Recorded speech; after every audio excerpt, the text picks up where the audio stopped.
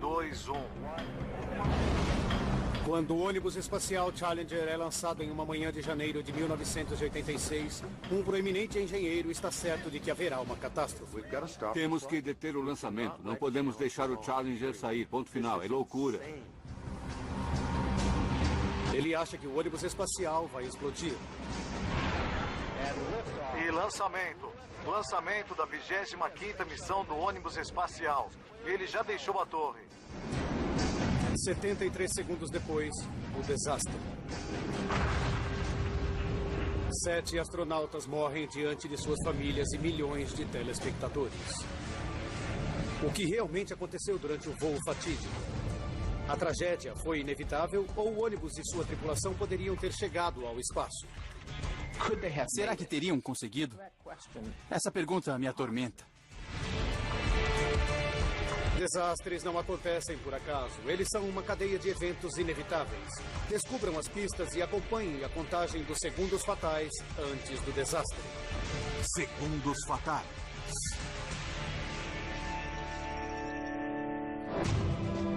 A tragédia do Challenger. América do Norte, Flórida. 28 de janeiro de 1986. 8h08 da manhã. 1h30 para o lançamento. No Centro Espacial Kennedy, os últimos preparativos para a missão espacial mais esperada desde os dias de glória da era Apollo. Milhares de pessoas foram ao Cabo Kennedy ver o ônibus espacial Challenger fazer história. Enviando a primeira civil ao espaço, a professora Krista McAuliffe.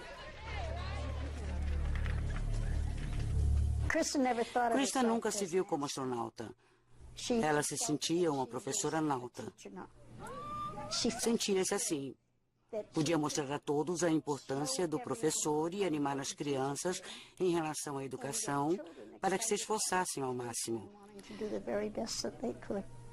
Ela disse que era a melhor excursão de todas. É demais, eu tô adorando. Aos 37 anos, Krista, que é mãe de Scott e Caroline, passou 5 meses treinando para o espaço. Durante o processo, tornou-se uma celebridade nacional. Ela sabe que há muito em jogo nessa missão.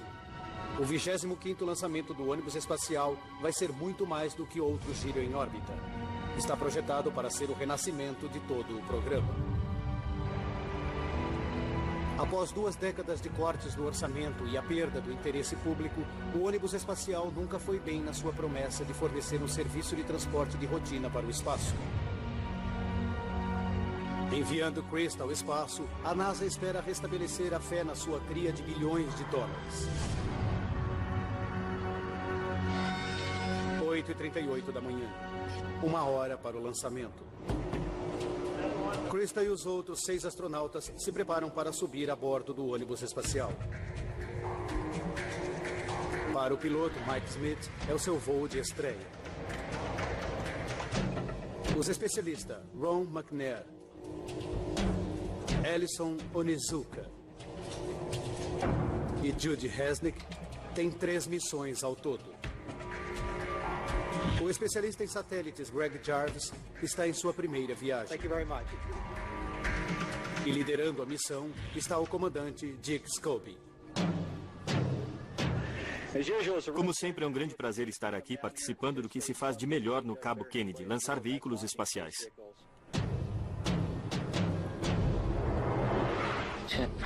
Pro Dick ser o comandante da missão ao espaço foi uma tremenda recompensa. Ele amava cruzar os céus. Dick e June foram namorados de infância.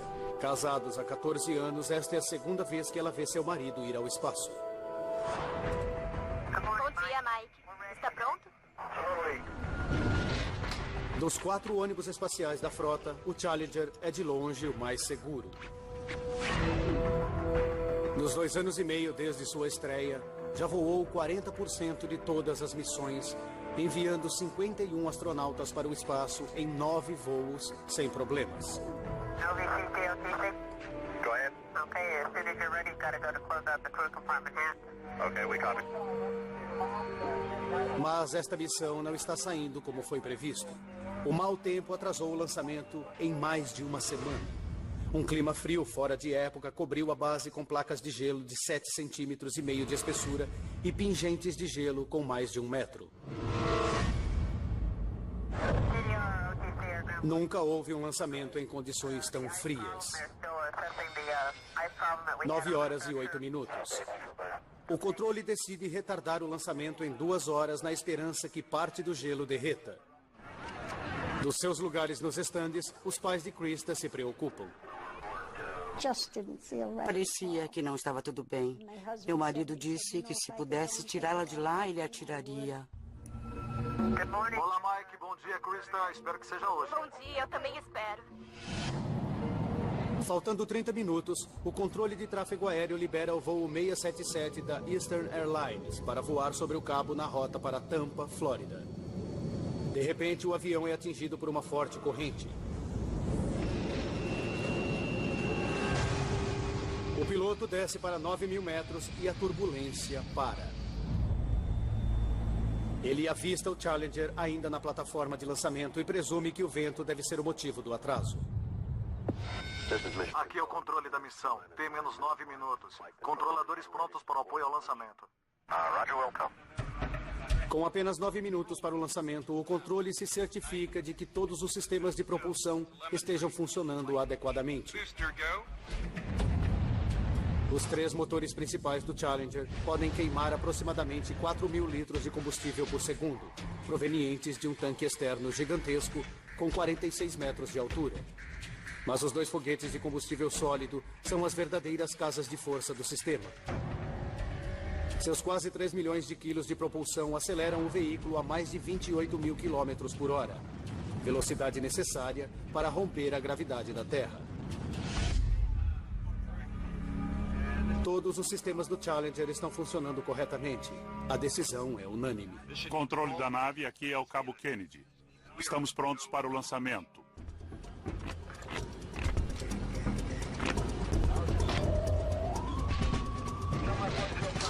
Tem menos 2 minutos. Com tanto combustível em um só lugar, os riscos são evidentes a todos. Mas na história de voos espaciais americanos, jamais um astronauta morreu no lançamento. Fato confortante para alguns. De vez em quando a gente pensa nisso. Mas depois acha que a NASA não erra.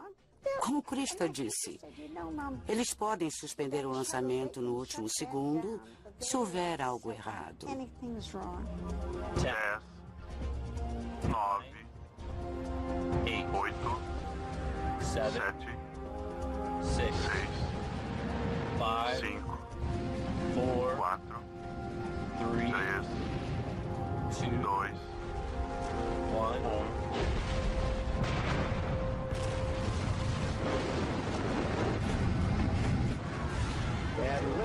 E lançamento. Lançamento da 25ª missão do ônibus espacial. Para Krista, é o ponto máximo de 5 meses de treinamento e o sonho de uma vida. Programar giro. Roger, roll, Challenger. Quase imediatamente, o ônibus espacial inicia a manobra de girar, posicionando-se na trajetória correta para a órbita. Bom giro, voo, câmbio, bom giro. Programa de giro correto. Challenger agora em rota horizontal. O Challenger já está viajando a quase 1.600 quilômetros por hora. À medida que sobe rumo à marca dos 10 quilômetros, uma forte rajada de vento atinge o ônibus espacial.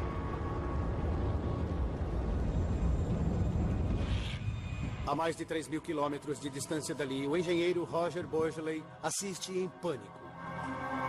O Challenger está à beira de um desastre. Enquanto o Challenger sobe, ele viaja 9 vezes mais depressa do que um projétil em movimento.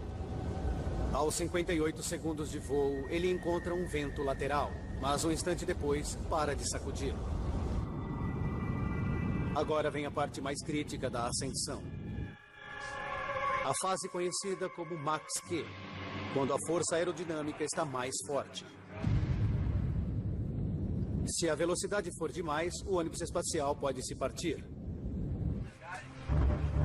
O controle da missão sob o comando do diretor de voo, Jay Green, manda o Challenger desacelerar os motores. Motores a 65%. 3 motores funcionando normalmente. Confirmado. Obrigado.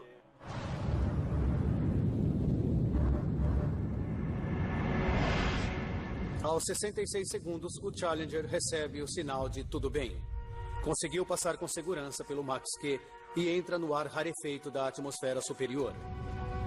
Agora precisa acelerar acima de 28 mil quilômetros por hora para escapar da gravidade da Terra. É a hora de passar os motores principais para a força total. O controle da missão dá o sinal. Challenger, acelere para a força total. Acelerar força total.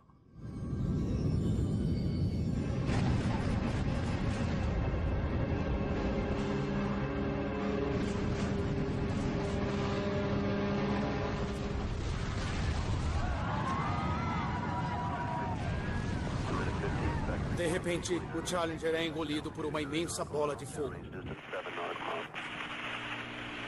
O controle da missão fica estupefato.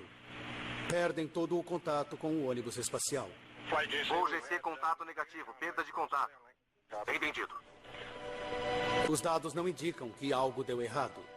Operadores, verificar dados com atenção. Ninguém tem muita certeza do que aconteceu. Os pais de Krista não acreditam no que veem. O ônibus espacial desapareceu e todos sabíamos que tinha alguma coisa errada. Terrivelmente errada. Mas claro que ninguém sabia o que era. Os controladores de voo estão verificando cuidadosamente a situação. Sem dúvida, houve um defeito grave. Quando estávamos mais empolgados, ocorreu o acidente.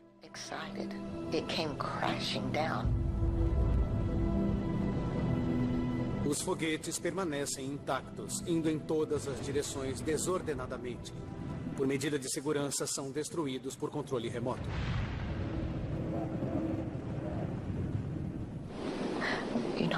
Nós queríamos que o ônibus espacial tivesse conseguido se separar.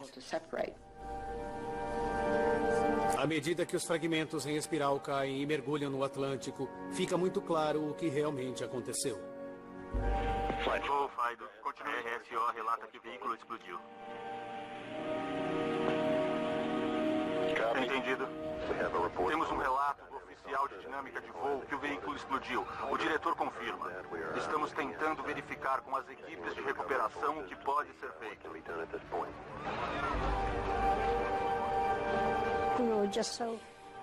Ficamos chocados com o ocorrido. Nunca pensei que fosse acontecer alguma coisa. Foi irreal.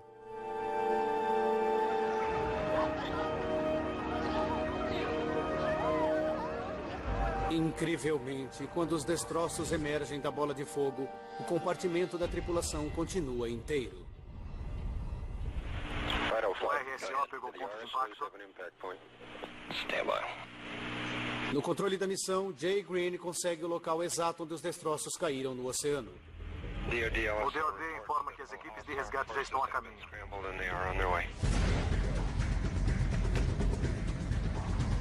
Uma enorme operação de busca e resgate é montada imediatamente. A esperança é que os astronautas ainda estejam vivos. Então, eles veem um paraquedas descendo do céu. Mas é uma falsa esperança. O paraquedas está apenas preso ao nariz de um dos foguetes. É apenas parte dos destroços que continuam caindo sobre o oceano.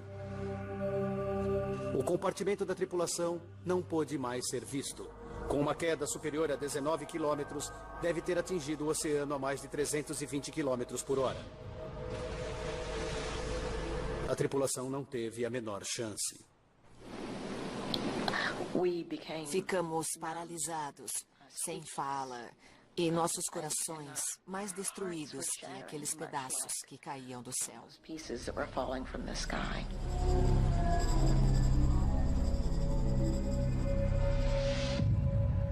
Quando a equipe de salvamento localizou os restos do módulo da tripulação, o que descobrem é aterrorizante.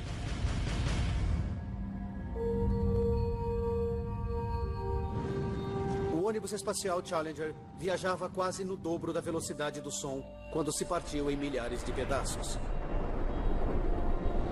Com poucas provas para prosseguir, a NASA tem uma tarefa quase impossível para saber o que exatamente aconteceu. Mas com a recuperação do compartimento da tripulação, deve ser possível definir o que aconteceu com os astronautas após a grande explosão. Os capacetes da tripulação dão à NASA a maior pista.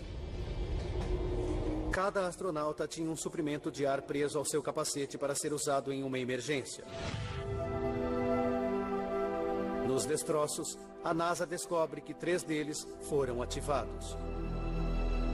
Uma descoberta horrível. Significa que pelo menos 3 astronautas sobreviveram à explosão e podiam estar vivos durante a queda até a Terra. Uma viagem de mais de 2 minutos. No serviço fúnebre, o presidente Reagan presta homenagem à bravura da tripulação. Todos os parentes dos astronautas estão lá, inclusive June e sua família. Mal conseguíamos sair do lugar. Ficou um silêncio entre todos os membros das famílias. Ficamos chocados. Nunca estamos preparados para esse tipo de coisa. O melhor que podemos fazer é lembrar dos nossos 7 astronautas, trazendo vida, amor e alegria para aqueles que os conheciam. E orgulho ao nosso país. Fiquei triste. Senti a perda. Isso não poderia ter acontecido. Eu não pude fazer nada.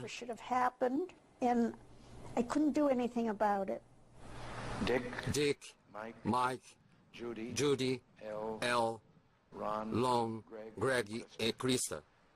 Suas famílias e seu país lamentam sua perda. Nós nos despedimos de vocês. Jamais os esqueceremos. Enquanto o país lamenta, a pressão é grande para saber o que exatamente causou a explosão do ônibus espacial. Uma comissão presidencial passou 5 meses investigando o desastre e descobriu que o foguete de combustível sólido direito apresentou um defeito. O foguete é feito de 4 segmentos unidos por parafusos.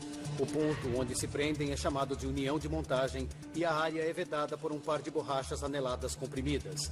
Na ignição, o foguete liga em menos de 1/100º de segundo e força o revestimento de aço do foguete para fora. Os anéis de vedação devem expandir a uma velocidade superior ao piscar dos olhos para evitar que o combustível escape pela união. A comissão descobriu que, devido às temperaturas gélidas, os anéis de vedação da parte inferior do foguete direito da maioria das uniões não se expandiram como deveriam. Gases 2 vezes mais quentes que o de um alto forno escaparam. Lançamento da 25ª missão do ônibus espacial. Enquanto o ônibus espacial acelerava para o céu, passando do Max-Q, uma chama derreteu o suporte que prendia o foguete ao tanque externo. Quando a conexão se soltou totalmente, a seção inferior inteira se desacoplou. O nariz do foguete bateu na parte superior do tanque, com resultados devastadores.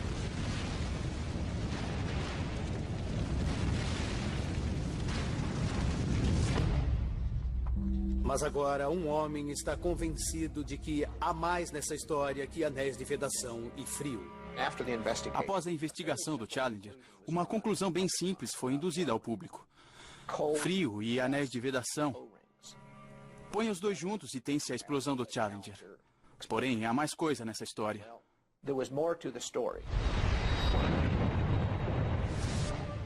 O renomado autor James Childs passou 20 anos esclarecendo alguns dos piores desastres tecnológicos do mundo. Ele investigou tudo, desde a explosão nuclear de Chernobyl até o desastre do Concorde da Air France. Childs acredita que no acidente do Challenger, anéis de vedação comprometidos não podem levar toda a culpa. Uma das suspeitas é que se um anel tivesse falhado, tudo teria ido pelos ares ali mesmo, na plataforma de lançamento. Isso não aconteceu. Em vez disso, aconteceu 73 segundos depois.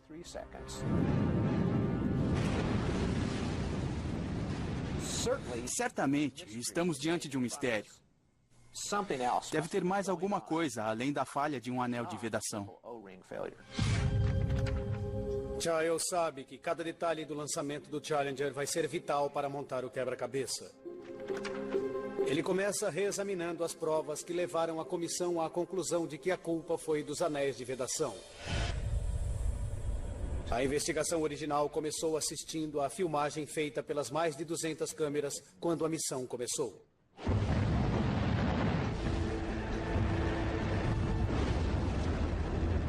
Nos primeiros 2 segundos, as imagens revelam uma misteriosa fumaça preta surgindo por trás do foguete direito, perto do tanque externo.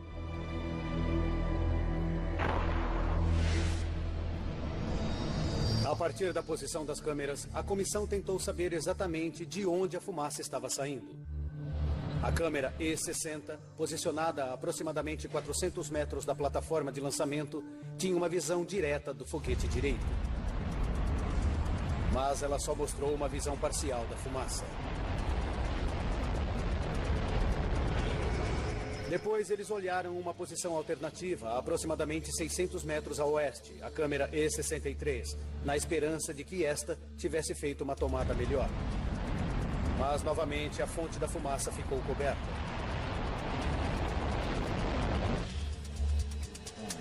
O local preciso da fumaça ficou incerto. Então a comissão comparou as duas filmagens e calculou que sua origem deve ter sido dentro da seção de 1,30 m da superfície do foguete direito, 13 metros acima.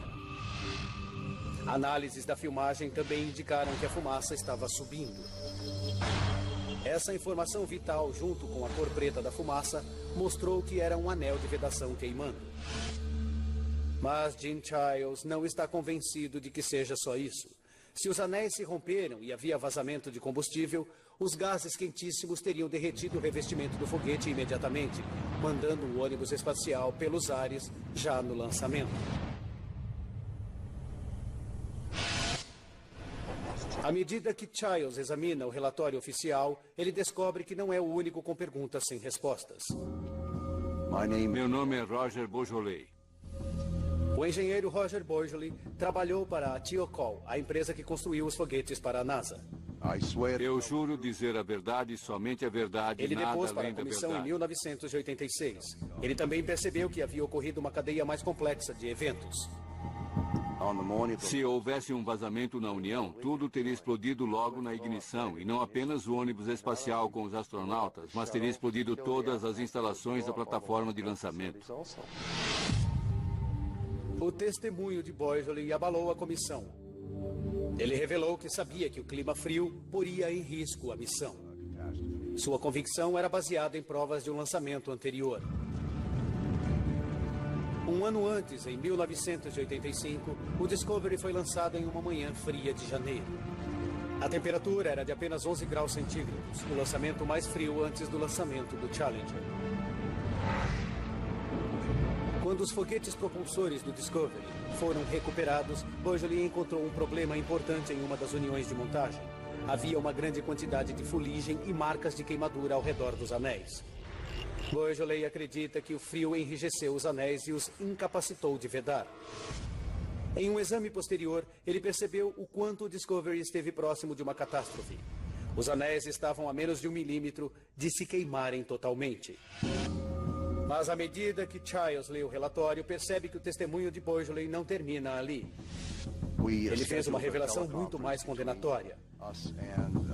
Beaujolais havia, na verdade, tentado impedir o lançamento 13 horas antes de acontecer. This here, gentlemen, proves without a doubt that the O-rings will not seal the joint. Se tivessem lhe dado ouvidos, o desastre nunca teria acontecido. O jornalista Gene Giles está reexaminando um aspecto crítico do desastre do ônibus espacial Challenger. Por que o veículo não explodiu no ponto mais vulnerável? Durante o lançamento, quando todas as evidências dizem que deveria. Quando lê o relatório, ele descobre que o engenheiro de foguete Roger Beaujolais previu tal situação. Estavam presentes na teleconferência realizada na noite anterior ao lançamento 4 diretores da Thiokol, diretores da NASA no Centro Espacial Kennedy e internamente o responsável pelos propulsores de foguete, Lawrence Mulloy. A pergunta foi feita. Vocês estão preocupados com o lançamento amanhã com clima frio? Quando ouvi isso, quase perdi o juízo. Eu recomendo que não haja o lançamento. Quando Bosley os advertiu que temperaturas gélidas tornavam muito perigoso prosseguir, os diretores da TIOCOL aconselharam a NASA imediatamente a não lançar. Mas a NASA considerou os dados inconclusivos. Estou chocado. Como podem discutir isso na véspera do lançamento? Meu Deus, TIOCOL, isso não faz sentido. Larry Mulloy disse, meu Deus, TIOCOL, quando quer que eu lance? Em abril? Por que estão querendo interferir nos critérios de lançamento na véspera dele? Em resposta a Mulloy, os diretores da TIOCOL suspenderam a teleconferência e reconsideraram sua posição. Quando parecia que estavam mudando de ideia, Bosley fez sua última tentativa de convencê-los a abortar a missão. Ele lembrou dos anéis de vedação queimados no voo quase fatal do Discovery, um ano antes. Eu estava literalmente gritando com eles para que olhassem as fotos e não ignorassem o que elas nos diziam. É preciso ser cego, surdo e mudo para não saber o que essas duas fotos estão mostrando. Quanto maior a demora em vedar a união, maior o risco de desastre. Mas desta vez, a prova de Bosley foi ignorada. O diretor-geral disse, seja menos engenheiro e mais diretor.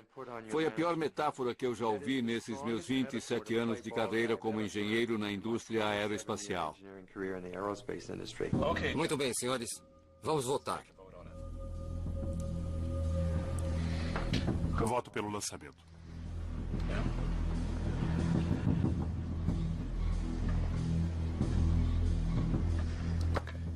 Os 4 diretores concordaram com o lançamento. Aqui é a TIOCOL de volta. Qual é a resposta? Aprovamos o lançamento. Quando disseram à NASA, Lawrence Mulloy imediatamente aceitou a decisão. Fiquei furioso.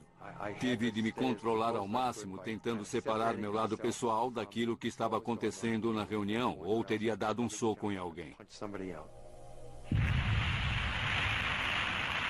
No dia seguinte, Bosley assistiu ao lançamento na expectativa de testemunhar uma explosão no solo de proporções colossais. Quando houve a ignição e o ônibus deixou a torre de lançamento, senti um grande alívio. Escapáramos daquela porque ele não explodiu em terra. Mas o alívio de Bosley durou pouco.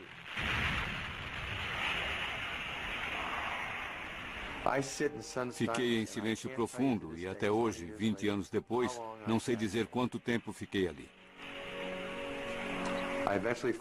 Por fim, consegui voltar para minha sala. Pus os pés sobre a mesa e fiquei olhando para o vazio. Durante horas lutei contra as lágrimas. Emocionalmente, eu estava arrasado.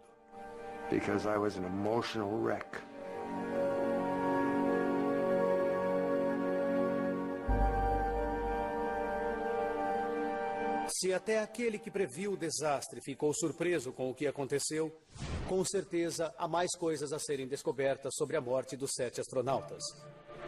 A exemplo da comissão antes dele, Childs volta à imagem da fumaça preta saindo do foguete de combustível sólido direito. Afinal de contas, essa era a prova-chave que apontou os anéis como a causa. Haveria mais algumas pistas nessa preciosa filmagem? Uma delas se torna imediatamente óbvia. A fumaça começa e para 2 segundos depois. Por quê? Sabemos pelo filme que a fumaça começa logo após o lançamento, dura uns 2 segundos e depois desaparece. Alguma coisa interrompeu. Não sabemos o quê. E tem mais. A fumaça não sai em uma nuvem longa. Sai como uma série de 9 expedições curtas. O que está causando esse latejamento? Os investigadores sabiam que o foguete sofreu uma tensão incrível no momento da ignição. Então, examinaram essa fase crítica em mais detalhes. Para ligar o foguete, uma chama é lançada de cima para baixo através de um túnel no meio do combustível sólido. Em menos de 1/100º de segundo, dá-se a ignição. A força explosiva faz com que o revestimento de aço se expanda em um movimento brusco. Os gases em combustão no interior estão sob intensa pressão e é cuspido pelo escapamento a mais de 8.500 km por hora. Mas, em vez de permanecer sob tensão contínua, a união de montagem no foguete direito do Challenger de alguma forma se vedou, suspendendo a fumaça. Childs examina como os investigadores desvendaram esse complicado mistério. Eles observaram a sequência de lançamento desde o início. 6 segundos antes dele, os motores são acionados. Nesse momento, o ônibus espacial continua preso ao chão. A enorme propulsão empurra o nariz do Challenger 1 metro. Quando volta à vertical, os parafusos que fixam o veículo à plataforma se soltam.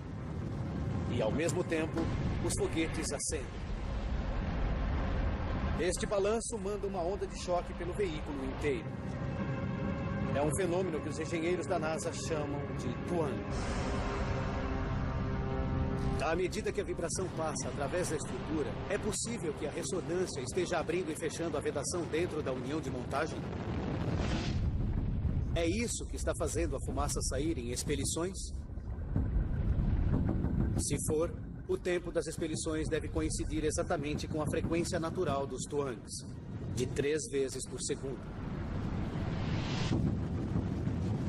A partir de exame cuidadoso do filme, parece que a fumaça realmente sai nessa mesma velocidade. Fica claro a partir da comparação entre a frequência das expelições de fumaça e a vibração do foguete de combustível sólido que o twang é responsável direto por essas expelições de fumaça. É um grande avanço. No momento em que o foguete de combustível sólido se flexionou, deve ter causado uma abertura momentânea da união de montagem, produzindo as expelições de fumaça. Mas a segunda pergunta mais difícil continua. Se os anéis estavam sendo abertos, por que a fumaça para de repente 2,6 segundos após o lançamento? A situação mais provável é que alguma coisa tenha bloqueado o buraco. É a única explicação. Com o foguete funcionando em temperatura e pressão tão intensas, apenas uma coisa pode ter bloqueado o buraco: o combustível de foguete propriamente dito. Nos anos 50, o combustível sólido de foguete foi revolucionado quando um novo elemento foi adicionado: alumínio. Ele aumenta a temperatura de combustão e aumenta a propulsão em aproximadamente 50%. Mas o combustível de foguete beneficiado com alumínio deixa um resíduo metálico conhecido como escória, que é normalmente eliminado pelo escapamento junto com os gases quentes. Depois de ler o relatório detalhado, Childs suspeita que a escória pode ser a chave do mistério. Nunca vamos saber a dinâmica exata, mas se encaixa na física. A teoria é que com a combustão do foguete, formou-se uma escória de alumínio ao redor da lacuna deixada pelo anel, que deteve o vazamento de gases quentes através da união.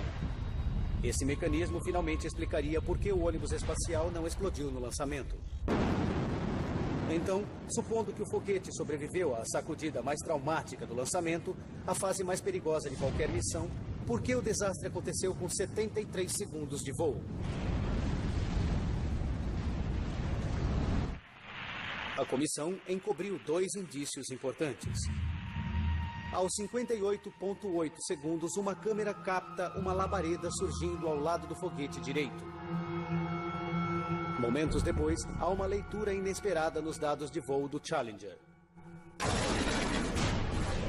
Mais de 2.000 transmissores espalhados por todo o veículo dão ao controle da missão uma descrição precisa do comportamento do ônibus espacial em tempo real. A informação, chamada telemetria, é gravada no solo. Aos 60 segundos, a telemetria revela que a pressão dentro do foguete cai de repente de 44,7 quilos por centímetro quadrado para 43 quilos por centímetro quadrado. Alguma coisa deu errado com o foguete direito. Ele está abaixo 1,7 quilos por centímetro quadrado. Uma perda de pressão só pode significar uma coisa. O buraco reapareceu e o combustível de foguete está escapando em alta velocidade. Agora, Giles precisa descobrir por que o buraco aumentou. Imediatamente ele percebe o que parece ser uma coincidência. No exato momento que a labareda aparece, aos 58,8 segundos de voo, o Challenger passa pela zona de perigo conhecida como Max Q. É quando a resistência do ar sofrida pelo ônibus espacial está no máximo e as forças estruturais também. Supondo que o Max Q ocorreu exatamente quando a labareda apareceu, Giles se pergunta, a pressão aerodinâmica no veículo poderia ter deslocado a escória? Por que se abriria novamente? Pode ter algo a ver com a pressão no ônibus. Pode ter sido suficiente para abrir e soltar as placas de escória. That might well be enough to open it up and free those chunks of slag.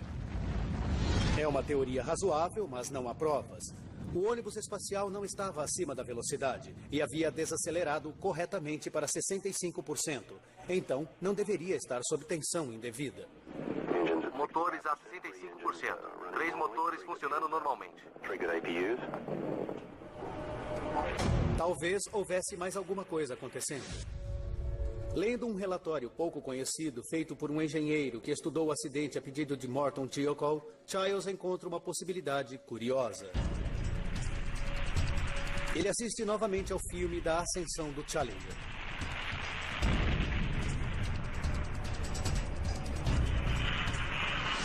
Como o relatório afirma, o rastro do escapamento tem um aspecto muito atípico. A coluna de fumaça revela um zigue-zague surpreendente. Depois, retorna ao vertical, momentos antes dos astronautas morrerem. Esse rastro de fumaça é prova de que o ônibus espacial foi atingido por algum tipo de vento lateral durante a ascensão. No início, é difícil fazer a teoria se manter. Mas, horas que antecederam o lançamento, os meteorologistas da NASA enviaram vários balões meteorológicos para verificar a existência de ventos fortes. Os dados indicam que não havia nada diferente. Mas Giles não está convencido de que os balões foram precisos. Um exame mais minucioso revela que os balões foram levados por mais de 64 quilômetros pelo vento durante a ascensão. É pouco provável que tenham passado pelas mesmas condições climáticas que o Challenger. Uma nova prova intrigante vem da telemetria que monitora a direção do veículo. Aos 58 segundos de voo, o bico do motor principal do Challenger altera seu ângulo de aceleração em 2 graus. O grande ajuste é uma reação automática para manter o veículo na rota e sugere que alguma força externa possa estar tirando o Challenger do curso. E mais, um dispositivo que avalia qualquer movimento lateral do ônibus espacial, conhecido como acelerômetro lateral, levanta um dado surpreendente nesse exato momento. Há uma lacuna ameaçadora nos dados. Isso pode significar uma de duas coisas. Ou houve uma falha na telemetria, ou a aceleração lateral foi tão violenta que a leitura chegou a sair da escala.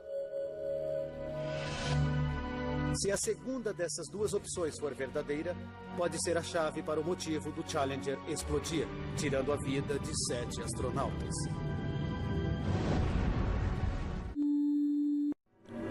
Jim Giles acredita estar perto de descobrir a verdade por trás do que pode ter causado o desastre com o Challenger. A telemetria indica que o ônibus espacial foi atingido violentamente de lado aos 58 segundos de voo.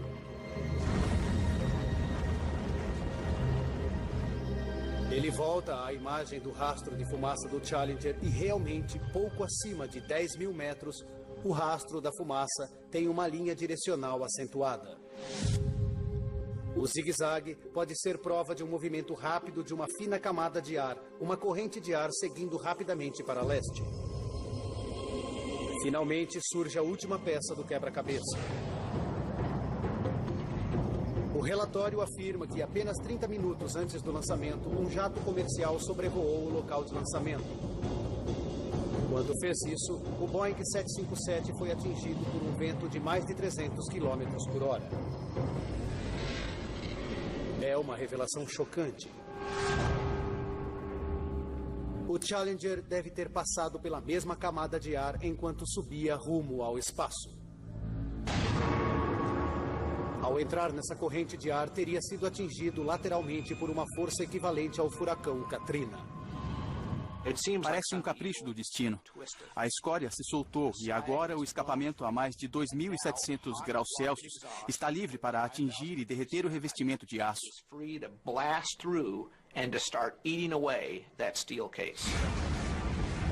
Hoje, revendo os eventos desse voo infeliz e seguindo as provas descobertas durante a extensiva investigação, podemos enfim revelar a sequência de eventos que causou o desastre do ônibus espacial Challenger aos 73 segundos após seu lançamento.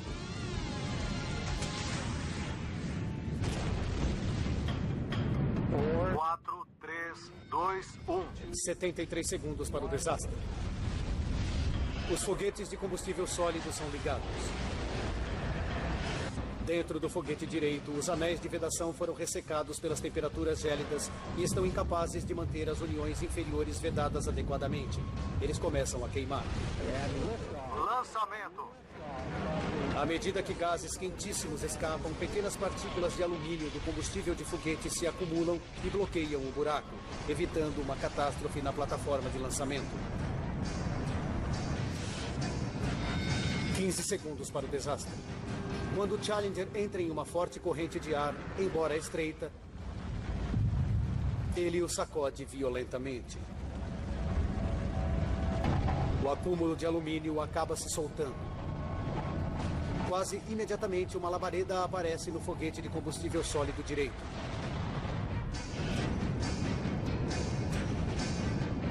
Oito segundos para o desastre. Com a intensidade de um maçarico, a chama penetra o tanque externo e hidrogênio líquido começa a vazar. 1 segundo para o desastre. A conexão entre o foguete e o tanque se solta e a seção inferior inteira se desacopla. O inferno empurra o compartimento de hidrogênio líquido para cima e para dentro do recipiente cheio de oxigênio no momento em que o nariz do foguete atinge o topo do tanque externo. Quase 2 milhões de litros de combustível queima instantaneamente. O ônibus espacial se desintegra.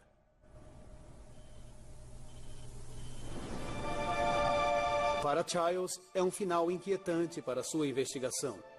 Tudo poderia ser muito diferente. Ele está certo de que se o vento não tivesse sido tão forte, a escória teria permanecido no lugar. A pressão do foguete teria continuado normal. E aos 2 minutos de voo, os foguetes seriam desacoplados e separados do ônibus espacial. O Challenger e sua tripulação estariam seguros rumo ao espaço. Se a escória de alumínio tivesse aguentado mais 62 segundos, os astronautas poderiam estar vivos até hoje.